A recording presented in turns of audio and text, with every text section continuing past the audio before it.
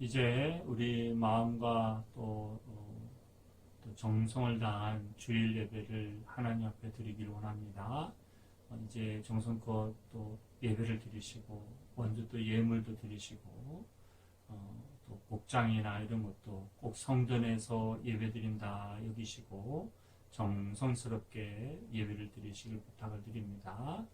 자, 다 함께 묵도하심으로 주일 예배를 하나님 앞에 드리도록 하겠습니다. 함께 묵도하시겠습니다.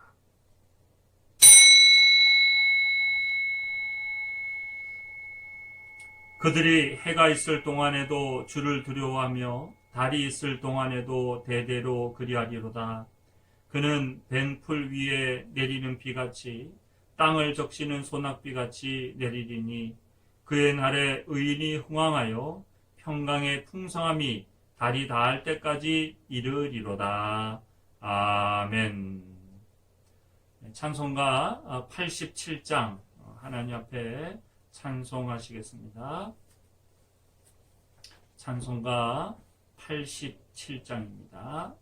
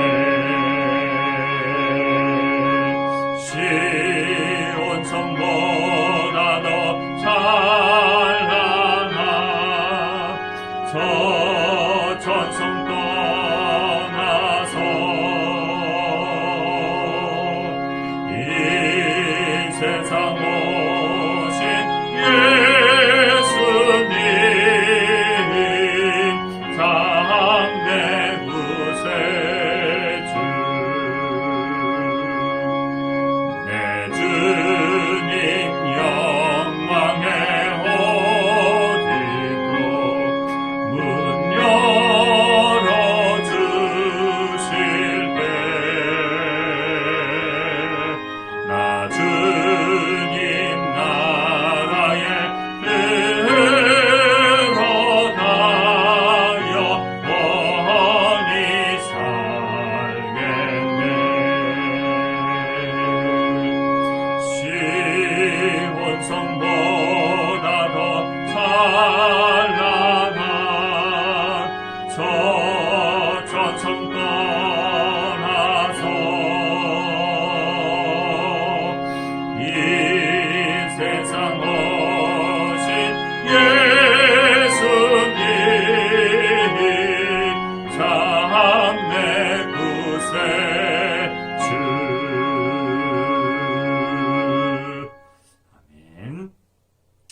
기도드리시겠습니다.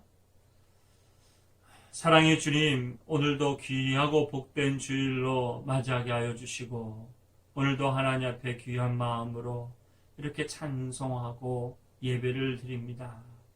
하나님, 비록 성전에서 드리지는 못해도 마음을 다하고 정성을 다하고 우리가 있는 이 자리에 주께서 임하시고 우리의 예배를 받으신 줄 믿고 드리는 예배이오니 이 예배 통하여 하나님 우리의 심령이 힘을 얻게 하여 주시고 또 우리의 믿음의 고백을 통하여 주님 기쁘시게 하여 주시고 또 각자의 자리에서 드리는 예물 통하여 우리의 마음을 받아 주시옵소서. 2021년 새해를 맞이하였습니다. 정말 새해를 맞이하는 것이 중요한 것이 아니라 내가 새로워져야 됨을 다시 한번 깨닫습니다. 하나님, 오늘도 말씀으로 인하여 새로워지게 하여 주시고 내가 새로워지고 내 가정이 새로워지고 내 인생이, 내 주변이, 내 이웃이, 이 나라가 새로워지는 귀한 계기가 되게 하여 주시옵소서. 오늘 우리가 드려지는 예배를 위해 함께하여 주시고 또 마음의 소원을 담은 예물도 하나님 함께하여 주셔서 하나님 각자의 자리에서 늘 하나님 앞에 감사가 끊이지 않게 하여 주시고 믿음으로 드려지는 귀한 예배 되게 하여 주옵소서. 무엇보다도 예배를 통하여 주님 영광 받으시고 또 건강의 문제로 삶의 여러 가지로 힘들어하는 성도들이 있다면 오늘도 힘을 얻는 귀한 예배 되게 하여 주시옵소서. 예배를 통하여 주님 홀로 영광 받으시기를 원하오며 예수님 이름으로 기도드립니다. 아멘.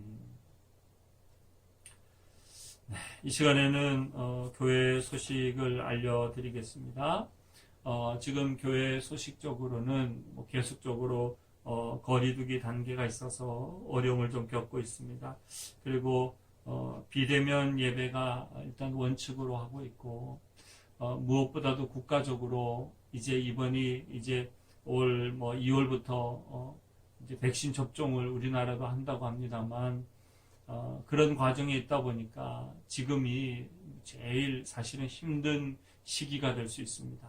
이제 백신이나 치료제가 또 각국으로 세계적으로 나오다 보면 조금 뭔가 안정세가 될 수는 있겠습니다만 그래서 이번 정말 이 예배 때 여러분들이 신앙을 잘 지키고 믿음 안에 굳건하게 서 계셔야 됩니다.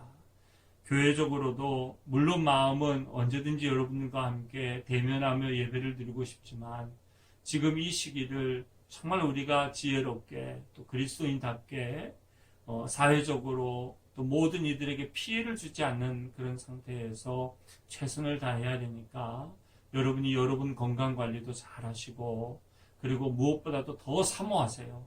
더 주님과의 예배도 사모하시고 은혜도 사모하시고 계속적으로 제가 말씀드립니다만 기도하는 것 또 이제 말씀 보는 것 얼마든지 열심히 할 수 있는 때니까 꼭 여러분 가정에서 최선을 다하시고 그리고 제가 특별히 말씀드리고 싶은 건 비대면 예배는요 교회를 오지 말라고 하는 게 아니라는 것 꼭 여러분 기억하셔야 됩니다. 이럴 때일수록 여러분이 더 교회를 이제 가야 되고 또 교회를 더 여러분 돌아보셔야 됩니다. 그래서 여러분이 교회에 자주 오는 것 와서 하여튼 기도하고 가세요. 마스크 쓰고 교인들 어차피 많은 사람들이 왕래하지 않으니까 여러분이 조용히 오셔서 와서 교회에 와서 기도하고 교회도 돌아보시고 그러시길 좀 부탁을 드립니다. 그리고 이제 영상 예배로 여러분이 계속해서 열심으로 좀 잘 드려주시고 새벽 예배 때는 오셔서 꼭 전날 이제 말씀 듣고 그리고 음성을 듣고 기도하시면 됩니다. 참 제가 여러분에게 한 번도 이런 광고를 제가 안 한 것 같은데 제가 주일날 아마 이게 여러분 전날 아마 우리 장로님도 그렇고 저도 그렇고 한 8, 9시 저는 한 9시 정도쯤에 늘 보냅니다만 9시쯤에 보내는 이유가 있어요. 왜 다음날 안 보내느냐? 원래 여러분 말씀을 이제 읽고 묵상하고 하루를 시작할 때 아침에부터 바쁘신 분들이 있단 말이에요. 눈 뜨자마자 일을 하고 학교를 가야 되거나 아니면 또 직장의 문제로 바쁘신 분들이 있기 때문에 이런 분들은 그 아침때를 놓치고 나면 그렇다고 오전에나 점심때 가서 말씀을 들으면 이미 반나절이 지나자 버린단 말이에요. 그러니까 여러분 이런 분들을 위해서 제가 밤에 9시 정도 보내는 것은 밤에 여러분이 묵상하실 분들은 밤에 묵상을 해야 된단 말이에요. 자, 그러면 밤에 오늘이 이제 주일인데 오늘 말씀을 오늘 밤에 묵상할 수가 없잖아요. 그럼 오늘 밤에 9시, 10시에 묵상할 것은 내일 월요일 말씀을 여러분이 묵상하시면 되는 거예요. 그래서 내가 이 밤에 9시, 10시쯤에라도 늦게 자야 되는 분들, 늦게 일하고 마쳐서 늦게라도 전날 말씀을 들으시는 분이 좋으신 분들은 이 전날이라도 말씀을 다음날 걸 들으세요. 그래서 제가 9시 정도쯤에나 8시, 9시에 보내드리는 이유가 그것 때문에 그렇습니다. 그러니까 그날 거를 듣는 게 아니라 다음날 거를 미리 오늘 듣고 그리고 그래 내일은 이렇게 살아야 되겠다 깨닫고 여러분이 예배를 드리시면 됩니다. 그러니까 9시 밤에 9시에 올리시면 다음날 거를 그때 하셔도 돼요. 그렇게 하고 다음날 하루 온종일 또 간단하게 기도하고 하루 종일 또 믿음 안에서 지내시면 됩니다. 그래서 새벽에 이렇게 일찍 못 하시는 분은 전날이라도 하라는 겁니다. 그래서 그 설교 음성 듣고 각자 기도하시면 되고 또 주일날 기도하시는 분들, 리빌드 워십 하시는 분들은 이 워십 하시고 하는 부분들은 매주마다 이거 끊기지 않는 게 좋습니다. 영적인 감각이나 또 우리가 중보기도 하는 것은 끊이지 말아야 되니까 2시부터 3시까지 집중적으로 오셔서 기도하시면 됩니다. 그래서 주일날 하고 금요예배 속회음가로 드린다는 것, 성전 뜰밟기, 또 성전 지키기 릴레이 기도 이런 것들 꼭 하시고 그리고 새해 기도 제목 내지 못하신 분들 꼭 내시고 그 다음에 말씀 카드 또 목회계표 그런 것도 다 가져가시기 바랍니다. 그리고 나중에 우리가 2월 1일부터 대신방을 할 텐데 비대면이지만 그런 지금 우리가 조심해야 될 시기지만 제가 이번에는 특히 마스크를 쓰고라도 제가 여러분 가정에 꼭 갈 테니까 대신방 여러분 들으셔야 됩니다. 제가 왜 그러냐면 이게 지금 언제까지 할지 몰라요. 우리가 2월 달부터 백신을 맞는다지만 이것이 언제까지 갈지 작년 그것 때문에 대신방 못 들으신 분이 있는데 대신방은 온라인으로 안 돼요. 그거 꼭 아셔야 됩니다. 그래서 제가 가정에 가서 말씀으로 예배를 드리고 그 가운데 하나님의 임재가 있도록 제가 그 가정을 축복하는 그런 기도를 할 건데 여러분 이거는 비대면으로 될 수 있는 게 아니에요. 그래서 제가 마스크 쓰고 저하고 이렇게 악수로 인사 안 하셔도 됩니다. 그리고 식사 안 하셔도 돼요. 단지 중요한 것은 여러분 가정에 가서 제가 예배를 드릴 테니까 제가 여러분 가정에 물건 손 안 대겠습니다. 손 안 댈 테니까 접촉도 안 하고 할 테니까 중요한 건 예배 드리는 게 중요해요. 그러니까 꼭 아시고 대신방 여러분 기도하고 준비하세요. 작년에도 꽤나 못 들으신 분들 많은데 물론 저는 힘들어요. 저는 힘들지만 그게 문제가 아니잖아요. 그리고 제가 꼭 다니면서 여러분 얘기도 들어야 되고 여러분 가정도 지금 영적으로 어떻게 돌아가는지도 봐야 되겠고 그래서 대신방이 여러 가지 의미가 많으니까 기억하십시오. 2월 1일부터 3월 31일까지 대신방 기간이라는 거 여러분 지금부터 이제 교회적으로 대신방 신청서도 준비를 할 테니까 여러분이 꼭 대신방 받으세요. 한 가정도 빠지지 말고 지금은 그 어느 때보다도 받으세요. 그래서 저하고 집사람하고 우리가 갈 거니까 여러분 다른 거 아무것도 준비 안 하셔도 돼요. 접촉할 거 안 하셔도 돼요. 물도 안 줘도 됩니다. 물도 안 줘도 돼요. 그냥 제가 여러분에게 가정 가서 제가 예배 드리는 것만 제가 최선을 다할 테니까 여러분이 꼭 마음 준비하시고 대신방 꼭 받으시길 바랍니다. 그래서 그거 특별한 광고로 알려드립니다. 자, 오늘 말씀 이제 보시겠습니다. 오늘 말씀은 사사기 말씀이에요. 다시 우리가 이제 그동안에는 이제 강림절 준비를 하고 그리고 또 성탄절과 새해를 위해서 제가 설교를 본문을 우리가 사사기 강해를 안 했는데 이제 다시 사사기 강해 말씀을 하도록 하겠습니다. 자, 오늘 말씀은 사사기 14장입니다. 14장인데 1절부터 20절까지 내용이 쭉 길다 보니까 제가 오늘은 본문을 그냥 1절부터 4절까지만 제가 읽고, 그리고 어차피 설교 중에 본문을 많이 보게 되니까 함께 여러분이 그렇게 보도록 하겠습니다. 사사기 14장입니다. 사사기 14장 1절에서부터 20절인데 제가 봉독은 1절에서부터 4절까지만 봉독해 드리겠습니다. 구약성경 386페이지입니다. 삼손이 딥나에 내려가서 거기서 블레셋 사람의 딸들 중에서 한 여자를 보고 올라와서 자기 부모에게 말하여 이르되 내가 딥나에서 블레셋 사람의 딸들 중에서 한 여자를 보았사오니 이제 그를 맞이하여 내 아내로 삼게 하소서 하매 그의 부모가 그에게 이르되 내 형제의 딸들 중에나 내 백성 중에 어찌 여자가 없어서 내가 할례받지 아니한 블레셋 사람에게 가서 아내를 맞으려 하느냐 하니 삼손이 그의 아버지에게 이르되 내가 그 여자를 좋아하오니 나를 위하여 그 여자를 데려오소서 하니라.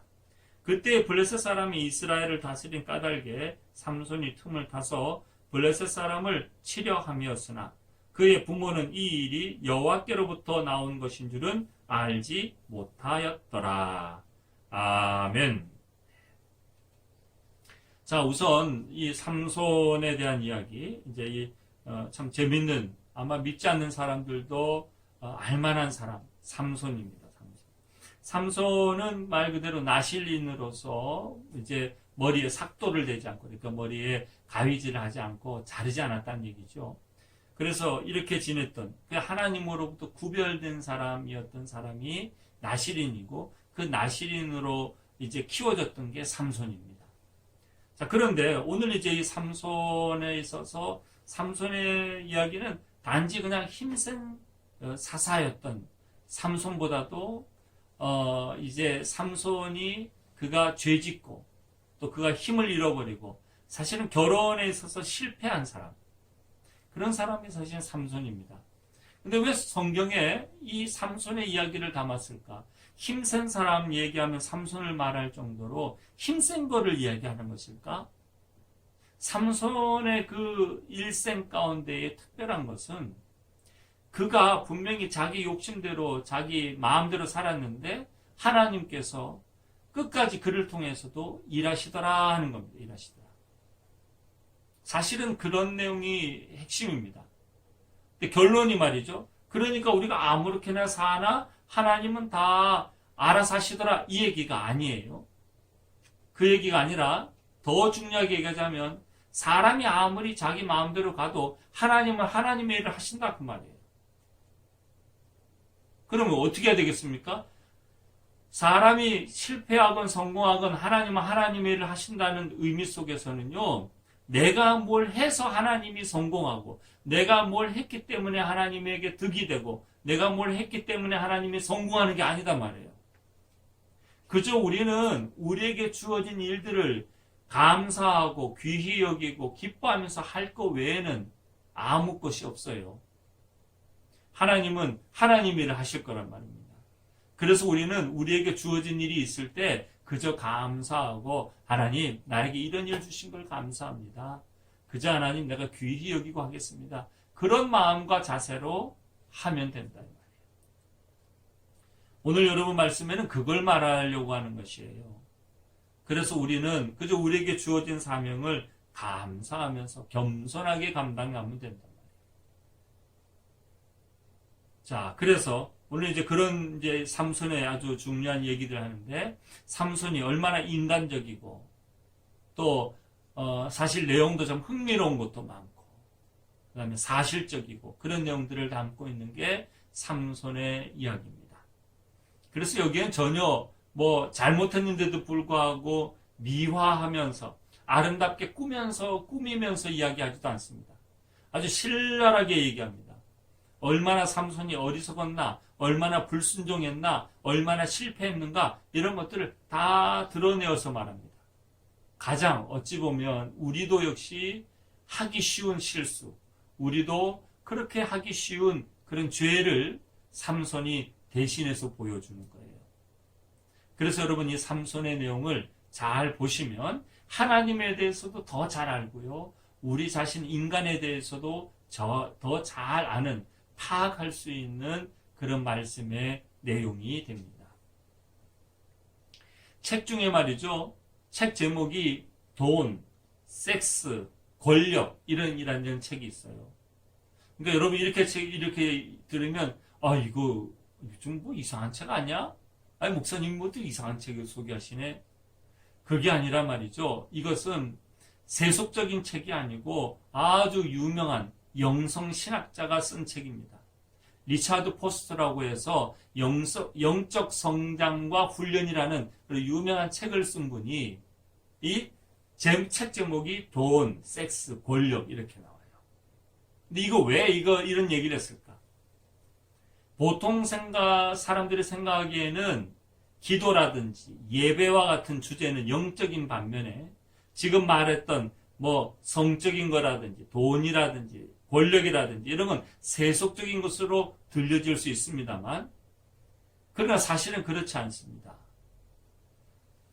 물질의 문제나 또 성에 대한 문제나 권력도 이건 사실 올바르게 사용하면 거룩한 것으로 도구가 될 수 있어요.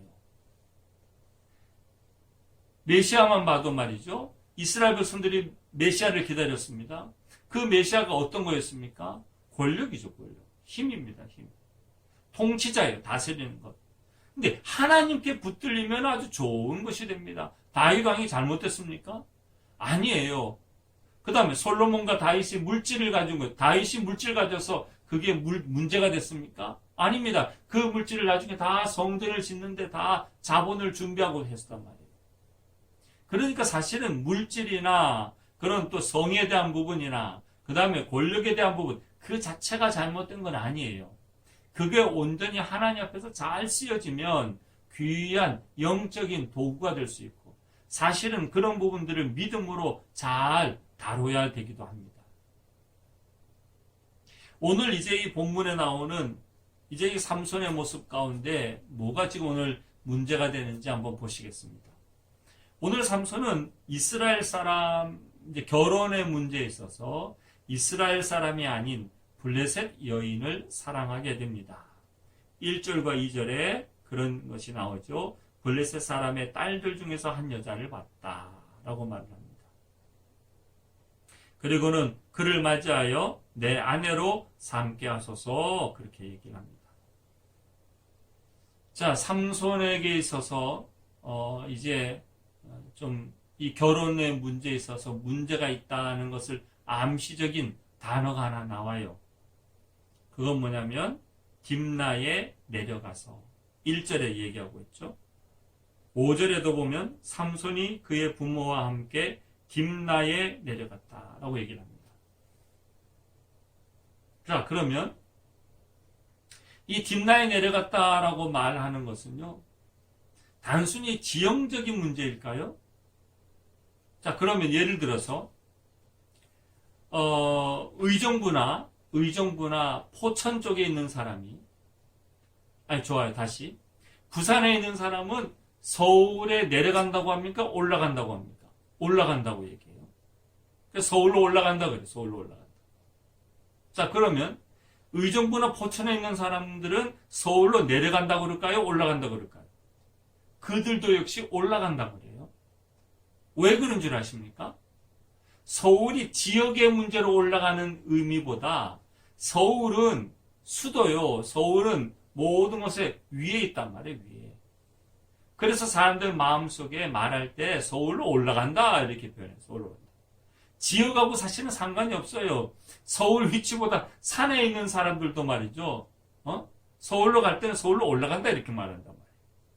그것은 위치적인 마음이나 높이적인 것이 단순한 높이하고도 좀 상관이 없다. 그러면 지금 내려갔다라고 표현합니다. 딥나에 내려갔고 5절에도 부모와 함께 딥나에 내려갔단 말이에요. 이게 뭘 암시하겠습니까? 그들은 이스라엘 사람이요 나시린으로 받쳐진 사람이었습니다. 영적으로나 도덕적으로 수준이 있던 사람이 말 그대로 떨어졌다 그 말이에요. 떨어졌다.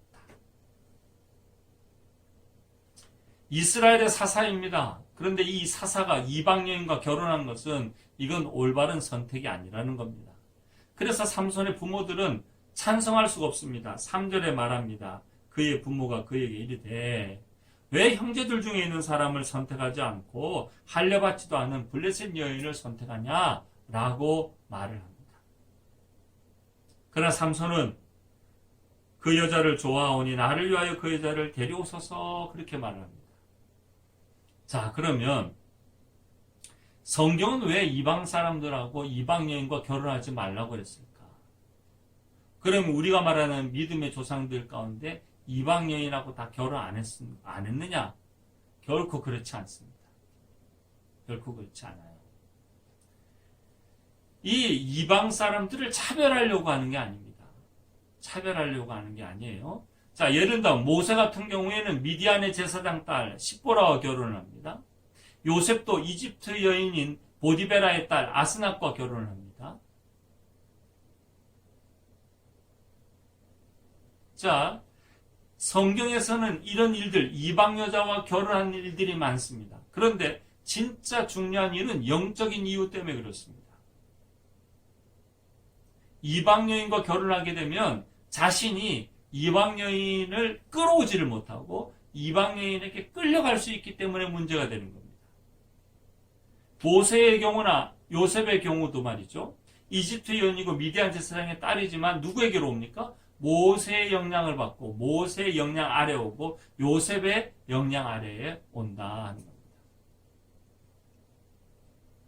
그래서 이방 여인이었지만 룻 같은 경우에도 이제 이방 여인이었지만 이스라엘 사람으로서 영향을 받게 되는 거죠.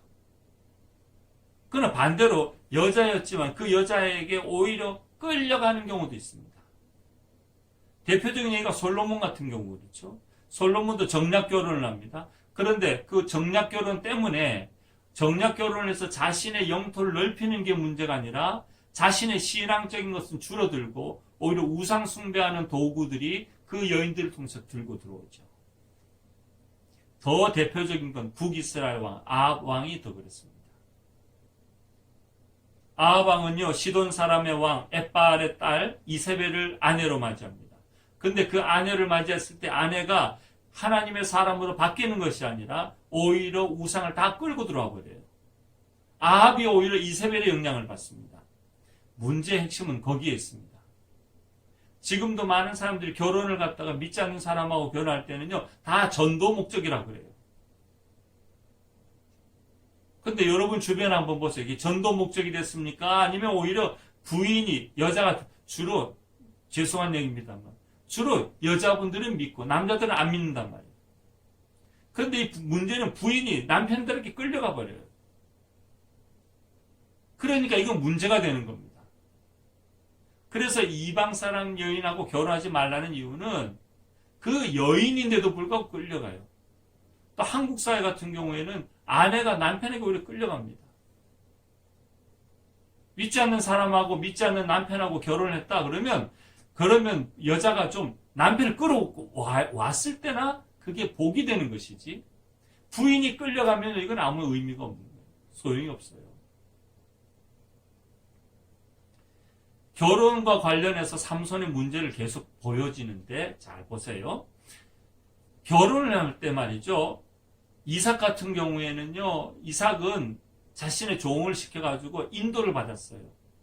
결혼을 할 때 종을 시켜서 하인을 시켜서 어떤 여인을 만날 건가? 하나님이 보내준 여인이 누굴까? 그걸 기준 삼아서 아내를 맞이했어요. 그런데 삼손의 기준은 뭔 줄 아십니까? 삼손은요, 느낌 기준입니다, 느낌. 자, 14장 2절에 보게 되면, 블레셋 사람의 딸들 중에서 한 여자를 보았사오니, 그렇게 합니다. 보았다. 눈으로 보기에 좋았다, 이면 보았다. 좋았다. 3절에는 뭐라고 얘기합니까? 내가 그 여자를 좋아하오니. 감각이나 감정을 중요시하는 거예요. 내가 여자를 봤는데 좋아졌단 말이에요. 이건 눈으로 보기에 아름답고 눈으로 볼 때 좋고 좋아하는 그 감정 때문에 그 여자를 선택했다 그 말이에요. 자신이 성령 충만하면 그 좋아하는 것도 하나님의 인도라고 볼 수도 있어요. 그러나 그것도 물론 기준이 될 수는 없습니다. 인도를 받아야 되겠죠. 그런데 이런 삼손의 태도는 사실 요즘에 어떤 결혼하는 또 믿지 않는 사람들의 기준하고도 똑같아요. 봤더니 어때? 뭘 보는 거예요? 뭘 보는 거? 삼손도 똑같이 봤어요. 그 다음에 느낌이 어땠어? 좋았어. 그럼 결혼합니까? 삼손이 바로 그 과정에 의해서 선택을 했단 말이에요. 많은 남자들이 여자를 볼 때 기준을 뭘로 봅니까? 외모를 봐요. 많은 여자분들은 어떻게 봅니까? 남자의 능력을 봅니다. 물론 또 사람마다 다르겠습니다만 결혼의 조건들을 보면서 외모와 그런 것들로서 인도를 받는 지금 누가 나실인인 삼손이 보았더니 좋은 마음에 결혼하려고 들더라 이거예요. 이게 지금 삼손이 가지고 있는 여자를 선택하는 기준이었습니다. 그러니까 지금 삼손은 나실인으로서 하나님의 구별된 영향을 많이 받고 있는 겁니까? 아니면 세상적인 영향력을 많이 받고 있는 겁니까? 그는 세상적인 영향력을 많이 받고 있는 겁니다. 사도 요한은 요한 1서에서 뭐라고 얘기하냐면 세상에 있는 것들을 사랑하지 말라. 세상에 있는 것들은 다 육신의 정욕과 안목의 정욕과 이생의 자랑이라 라고 얘기를 합니다. 삼손은 어머니 뱃속에서부터 하나님께 바쳐진 나실인이었지만 육신의 정욕과 안목의 정욕과 이생의 자랑에서 벗어나는데 실패한 사람이었다는 겁니다. 나실인으로서 지켜야 될 말씀을 지키지 못했고 배우자를 선택할 때에도 세상적인 기준을 따라서 정하려고 했다는 겁니다. 삼손이 얼마나 세상적인 것들의 영향을 많이 받고 있는지 이제 계속적으로 우리가 좀 보게 될 겁니다. 자, 그 다음에는 이제 그것 때문에 이제 삼손은 어떤 일이 벌어지냐면 5절, 6절, 7절에 보게 되면 자, 삼손이 그 부모와 함께 딥나에 내려갑니다. 근데 딥나에 포도원에 이르렀을 때 사자를 하나 만나요. 젊은 사자다. 그렇게 얘기합니다. 그런데 이 사자를 만났을 때에 6절에 보면 여호와의 영이 삼손에게 강하게 임하여가지고 그러니까 삼손이 힘이 센 건 원래 근력이 센 게 아니에요. 하나님으로 인해서 세다 세입니다. 그래서 그가 사자를 여러분 젊은 사자라 할지라도 사자는 힘이 센 겁니다. 근데 그 사자를 염소 새끼를 찢는 것처럼 말이죠. 이 사자를 죽인 겁니다. 찢어서 죽였다라고 얘기합니다. 그런데 두 번 딥나를 갔는데 첫 번째 갈 때에는 그렇게 얘기를 했어요. 그렇게 해서 사자를 이제 죽였습니다. 두 번째는 이제 8절에 보게 되면 얼마 후에 삼손이 그 여자를 맞이하려고 다시 가다가 돌이켜 그 사자의 죽음을 본즉 그러니까 사자의 시체를 본 겁니다. 근데 시체를 봤더니 말이죠. 사자의 몸에 벌떼와 꿀이 있는지라 꿀이 있나. 그래서 사자가 시체가 있었는데 그 시체에 벌이 모여들고 벌이 모여있다 보니까 꿀이 생겨진 거예요. 그래서 손으로 그 꿀을 떠서 걸어가면서 먹고 그 다음에 부모에게 이르러서 부모에게도 주었습니다. 그런데 9절 마지막에 보면 그 꿀을 사자의 몸에서 떠왔다고는 알리지 아니하였더라 이렇게 얘기합니다. 어머니 참 신기한 일이 있었어요. 우리 그때 갈 때 말이죠. 딥나 갈 때 딥나에 가다가 제가 사자 죽인 거 있잖아요. 사자. 그 사자 죽었는데 사자 죽었더니 거기에서 말이죠. 벌들이 모여가지고 벌떼가 생겨지고 그래서 꿀이 생겨졌어요.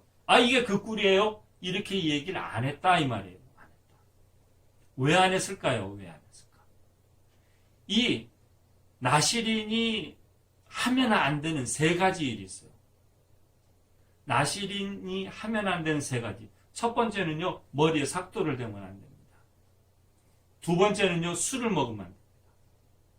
세 번째는요. 시체에 손을 대면 안 돼요. 부정해지기 때문에. 그건 사람뿐만이 아니라 모든 시체에 손을 대면 안 된단 말이에요. 그런데 지금 삼손이 뭐 했어요? 어디서 꿀을 댔습니까? 사자의 시체에서. 그걸 삼손이 모르는 게 아니에요. 부모님한테 말 안 한 것 보면 말했다 그러면 그냥 그것도 기억이 안 나서 내가 깜빡했다고 이렇게도 말할 텐데 아니, 삼손이 알고 있는 거예요. 다시 말하자면 내가 나시린이어서 시신에 손대면 안 되는데 가서 꿀을 갖고 왔기 때문에 어디서 꿀 갖고 왔는지는 괜히 얘기했다가는 부모님한테 야단맞고 이러니까 그거 말 안 하는 거예요. 삼손이 알고 있다는 거죠. 자, 꿀은요, 여기서 말하는 꿀은 몸에 좋은 거죠. 근데 이 꿀은 상징적인 게 뭐냐면 이 꿀은 달콤한 겁니다. 그래서 뭐든지 너무 맛있다 그러면 뭐라 그래요? 꿀 맛이다 그래, 꿀. 다시 말하자면 꿀은 세상 쾌락의 상징이에요. 근데 지금 나시린으로서 시체에 손을 안 대야 되는 것과 꿀이 아주 싱싱하게 보이는 꿀이 좋겠다 여기는 마음하고 둘 중에서 삼손은 뭘 선택한 거예요? 나시린으로서 해야 될 일을 선택하지 않고 꿀 먹으면 좋겠다, 내 몸에도 좋겠고 또 남자들은 몸에 좋은 것도 많이 챙기잖아요. 응?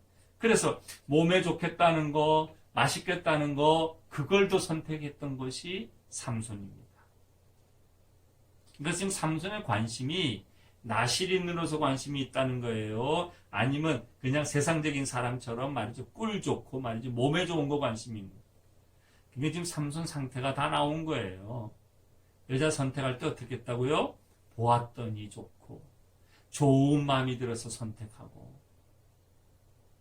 또 꿀 봤을 때도 시체에 꿀이 있어도 시체에 손대는 거 그건 문제도 아니에요. 그냥 꿀 먹는 게 더 좋았다. 삼손이 이런 상태입니다. 문제가 얼마나 심각해요. 또 있어요. 또 있어. 그 다음 내용이 뭐냐면요. 10절에 보게 되면 이제 삼손의 아버지가 여자에게로 내려가면 삼손이 거기서 잔치를 베풉니다. 그랬더니 삼손이 말이죠. 청년들이 함께 이렇게 많은 청년들이 함께 모였어요. 근데 여기에 보면 이 청년들 이제 이 청년들은 어떤 청년들이냐? 블레셋 청년들이에요. 블레셋 청년들. 그러니까 신부하고 관련된 그런 청년들이에요. 근데 여기서 중요한 건 12절에 보니까 이제 내가 삼손이 그들에게 이르되 이제 내가 너희에게 수수께끼를 내리니. 자, 수수께끼를 낸다고 합니다. 누가 먼저 얘기했죠? 삼손이 그들에게 이릅니다. 그 다음에 수수께끼를 내는 게 그냥 내가 여러분에게 잠깐 퀴즈를 하나 낼게요. 수수께끼 하나 낼게요 하면 좋아요. 그건 문제가 될 건 없습니다. 그런데 이 수수께끼가 12절 마지막에 보니까 뭘 했어요? 너희가 그것을 풀어 내게 말하면 내가 베옷 30벌과 겉옷 30벌을 너희에게 주리라. 그리고 만약에 그것을 말하지 못하면 내게 그 30벌과 겉옷 30벌을 달라. 지금 뭐 하는 겁니까? 내기하는 겁니다. 내기하는 거. 알아맞추면 내가 주고 못 알아맞추면 당신들이 나한테 주고 내기하는 거예요. 이건 뭐예요? 도박입니다. 도박. 수수께끼가 단순히 문제를 내는 게 아니에요. 누가 이걸 시작했다고요? 삼손이 시작했다고요. 그러니까 삼손의 지금 마인드가 생각이 그리스도인답지 않은 거예요. 그리스도인들은 이런 걸 좋아하면 안 됩니다. 내기합시다. 이런 건 내기 좋아하면 안 돼요. 내기라는 것 자체가 뭔지 아십니까? 내 힘으로, 내 능력으로 이걸 가지고 뭔가로 이용을 하고 얻어먹겠다는 거죠. 여러분에게 준 능력이, 여러분에게 준 힘이든지, 여러분에게 준 지식이 누구 거예요? 하나님 거란 말입니다. 근데 그것 가지고 옷 얻어먹고 뭘 하고 이런 거 한다는 것 자체가 말이 됩니까? 여러분이 하나님께서 여러분에게 솜씨를 줬더니 그 솜씨 가지고 여기 가서 돈 벌고 저기 가서 돈 벌고 하나님께 영광 안 돌린다면 이건 심각한 문제예요. 내기가 그래서 문제인 겁니다. 사람들에게 있어서 도박성을 하는 거죠. 우연. 그래서 내기 같은 것은요, 이 지금 삼손의 상태를 잘 보여주는 겁니다. 노름의 일종이죠. 내기하는 것. 30명의 청년들이 이제 삼손과 내기를 하는데 남자들 30명이 이제 블레셋 청년 30명이 있으면 설마 우리가 저 30명이 저 삼손보다도 안 되겠나 말이야. 30명의 지식이 말이죠. 근데 삼손이 거기서 문제를 냅니다. 14절에 보게 되면 삼손이 그들에게 이르되 먹는 자에게서 먹는 것이 나오고 강한 자에게서 단 것이 나왔느니라 하니 그들이 사흘이 되도록 수수께끼를 풀지 못하였더라. 이건 무슨 얘기인 것 같습니까? 이건 사자를 찢어서 죽이고 그 사자에게서 꿀이 나왔던 얘기를 지금 이 표현하는 겁니다. 이거 누가 알겠습니까? 아무도 모르는 거야. 아무도. 강한 데서 단 것이 나왔다고? 아니 강한 거는 뭐 거기서 단 것은 뭐야? 알 수가 없죠. 사흘 동안 아무리 30명이 풀어보려고 해도 답이 나오지 않습니다. 답을 못 풀면 어떻게 됩니까? 그들이 옷을 줘야 되죠. 그래서 그들이 어떻게 하냐면 15절에 보니까 삼손의 아내에게 이릅니다. 내 남편을 깨워서 그 수수께끼를 우리에게 알려달라. 만약에 알려주지 않으면 너와 내 아버지의 집을 불사르리라. 아주 이제 막 나가죠. 이 도박이 이렇게 만드는 거예요. 도박을 안 했었으면 이런 일까지 벌어지지 않죠. 근데 도박을 해놓으니까 이런 일이 벌어진단 말이에요. 삼손의 아내를 이용하기로 합니다. 그리고 삼손의 아내를 협박합니다. 삼손은 거기까지 생각 못했던 거죠. 그랬더니 16절에 삼손의 아내가 이제 알려달라고 얘기합니다. 왜? 자기가 죽게 생겼으니까 말이죠. 그래서 17절에 보면 7일 동안 그들이 잔치할 때에 그의 아내가 그 앞에서 울며 그에게 강요함으로 7째 날에는 그가 그의 아내에게 수수께끼를 알려주매 그의 아내가 그것을 자기 백성들에게 알려주었더라. 그래서 이것을 통해서 알려주게 됩니다. 자, 그런데 이제 이것의 내용은 여기서 이제 끝나지 않습니다. 이 일 때문에 말이죠. 이 일 때문에 벌어지는 날은 이제 18절에 보게 되면 7째 날 해지기 전에 성읍 사람들이 삼손에게 이르되 무엇이 꿀보다 달겠으며 무엇이 사자보다 강하겠느니라 한지라. 삼손이 그들에게 이르되 너희가 내 암송아지로 밭 갈지 아니하였더라면 내 수수께끼를 능히 풀지 못하였으리라. 그리고는 19절에 여호와의 영이 삼손에게 갑자기 임하심에 삼손이 아스글론에 내려가서 그곳 사람 30명을 쳐 죽이고 노력하여 수수께끼 푼 자들에게 옷을 주고 심히 노하여 그의 아버지의 집으로 올라갔고. 삼손이 이제 화가 난 겁니다. 화가 났어요. 그래서 분노를 참지 못하고 결혼식도 마무리하지 못하고 자기 집으로 올라와 버렸어요. 그리고 블레셋 사람 30명을 죽였습니다. 그랬더니 20절에 삼손의 아내는 삼손의 친구였던 그의 친구에게 준 바 되었더라. 그 사이에 장인은요, 삼손의 아내를 다른 사람, 삼손의 친구에게 아내로 줘버리고 맙니다. 오늘 읽지는 않았지만 이제 사사기 15장에 이제 가게 되면요, 이 일이 이제 여러 가지 사건이 됩니다. 얼마 후에 삼손은 장인이 이제 아내를 이미 다른 사람에게 준 것을 알지도 못하고 말이죠. 아내와 화해하기 위해서 염소 새끼를 가지고 장인을 찾아갑니다.